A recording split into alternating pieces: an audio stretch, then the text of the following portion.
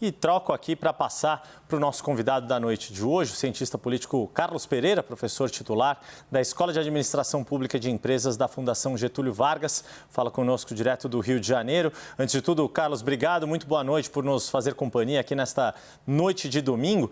Este é um caso que, desde que veio a público, bastante enrolado, seja pelas versões que o senador atualmente licenciado do Marcos Duval apresentou sobre o que aconteceu, mas queria te pedir uma avaliação, Carlos, do ponto de vista de impacto político que essa situação pode ter em relação à capacidade de liderança do ex-presidente Jair Bolsonaro e o quanto isso pode criar uma situação constrangedora para ele, lembrando que, além de ter tido a sua condição política de inelegibilidade já decidida pelo Tribunal Superior Eleitoral, há uma série de outras investigações na Polícia Federal que ainda pesam contra o ex-presidente. Carlos Pereira, muito boa noite mais uma vez, obrigado por estar conosco. Olá, Yuri, muito bom estar aqui com você mais uma vez e conversar sobre temas de política. Bem, essa sua pergunta é muito importante, porque o que eu percebo é que o espaço político fica cada vez mais reduzido para o ex-presidente Bolsonaro. Ele esticou demais a corda no seu governo. Teve uma postura muito confrontacional, excessivamente confrontacional, com várias iniciativas de perfil iliberal e, consequentemente, tanto a Suprema Corte como vários setores da política elegeram, vamos dizer assim, Bolsonaro como o inimigo número 1 da nossa República hoje. Então, eu acho que percebe-se cada vez mais uma lua de mel, vamos dizer assim, do governo atual com a Justiça, especialmente a Suprema Corte, no sentido de que esse inimigo comum seja, de alguma forma, controlado e até mesmo expelido do jogo político ou mesmo criminalmente. Então, eu acredito que esse é mais um capítulo dessa disputa de versões, né? Porque são versões, cada um desses atores querendo transferir responsabilidade para o outro, e nesse jogo de empurra de responsabilidade, o mais importante é dar espaço para que a Polícia Federal faça suas investigações e consiga identificar o que de fato ocorreu.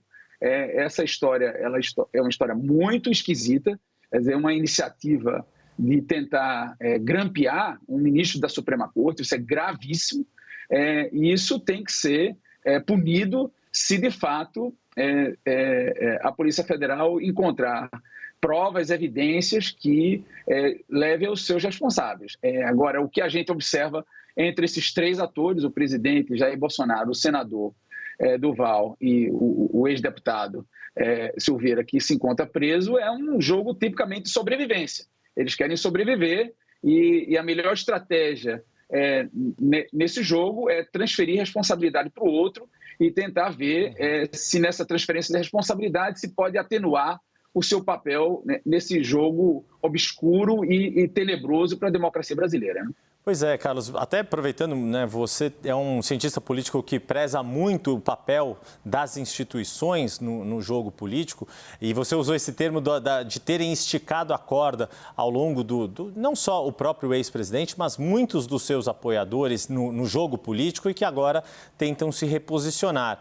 Quer dizer, de certa forma, ao apostarem na reeleição do ex-presidente para manter este tipo de política na base do conflito institucional, a partir do momento que perdem, ficam numa situação mais difícil. Agora, na sua avaliação, o quanto o nosso cenário institucional, depois de todas as provações que passou nos últimos anos, ele está garantido ou ele ainda precisa de aprimoramentos, justamente para não avançar o sinal, para que a defesa do funcionamento das instituições tampouco se perca em abusos e legitime um discurso que é muito típico do bolsonarismo de se dizer perseguido pelo, entre aspas, sistema?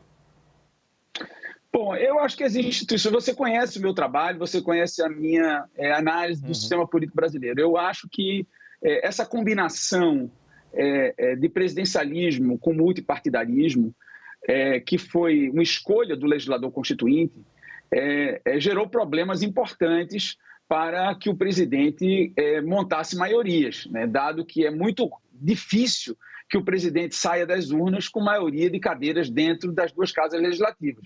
Então, é importante que esse presidente tivesse mecanismos de poder e de troca para poder atrair suportes pós-eleitorais. Mas, uma vez o presidente sendo poderoso, com uma série de ferramentas de formação e de gestão de coalizões, abre-se um problema muito grande de quem vai controlar esse presidente poderoso. Presidente que tem uma série de mecanismos constitucionais, unilaterais, inclusive, de governar com medidas provisórias, pode interferir, inclusive, no trâmite legislativo com pedido de urgência, veto total e parcial. Quer dizer, o presidente virou um verdadeiro manda-chuva do jogo entre os poderes. Então, o legislador constituinte, sabendo da dificuldade que o legislativo teria de controlar esse presidente, preferiu também delegar uma série de poderes para organizações de controle que se transformaram em muito robustas no Brasil, em especial o judiciário. O judiciário ficou muito forte, muito autônomo, muito independente, muito estável. Entre os judiciários na América Latina, por exemplo, nos rankings de independência e de rigidez institucional, o judiciário brasileiro é o judiciário que está no topo, é o judiciário mais forte da América Latina.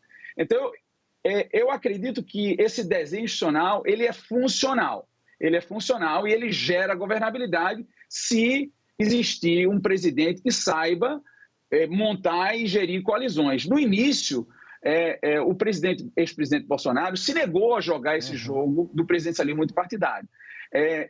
Associou o modelo anterior de gestão da coalizão dos governos petistas, que eram ancorados em trocas ilegais. O presidente Bolsonaro fez uma associação direta em presidencialismo de coalizão e presidencialismo de corrupção. Isso o vulnerabilizou muito dentro do legislativo, e quando o presidente se viu diante de uma pandemia, com vários pedidos já de impeachment na mesa do presidente da Câmara, com várias denúncias de corrupção envolvendo alguns dos seus filhos, procurou desesperadamente alguns partidos que fazem parte do chamado Centrão numa estratégia de sobrevivência política. Essa estratégia ela deu certo, porque ele conseguiu manter o seu mandato, uma coalizão que não era majoritária, mas era uma coalizão que impedia, vamos dizer assim, que iniciativas que desagradasse o presidente fossem aprovadas. Era uma coalizão muito mais negativa do que positiva, mas foi suficiente para levar o presidente até o fim do mandato. Mas, como você bem descreveu, a estratégia do presidente sempre foi andar no fio da navalha, né? Ele nunca pôde fazer um discurso totalmente institucional, porque ao fazer um discurso totalmente institucional, da regra do jogo, ele perdia densidade, autenticidade com esse eleitorado dele mais conservador, mais radical, até antidemocrático. Então, ele precisava alimentar, durante toda a sua gestão, o espírito aguerrido dessa base, que não era pequena, da sociedade que lhe dava apoio. Então, ele ficava o tempo todo namorando com um discurso não institucional e liberal, e, ao mesmo tempo, com uma prática institucional. Então, essa foi a grande dificuldade. E isso foi esticando a corda das instituições de controle, criou muitas animosidades dentro do legislativo e fora do legislativo, e isso levou a uma situação de extrema vulnerabilidade, uma vez que ele perdeu as eleições. Então, hoje, eu acho que o presidente se encontra dentro das instituições democráticas no Brasil com muito pouco apreço, e a expectativa maior é que o presidente sofra outras derrotas e não apenas a que sofreu no TSE, quando o impediu de concorrer a novas eleições durante os próximos 8 anos. Né?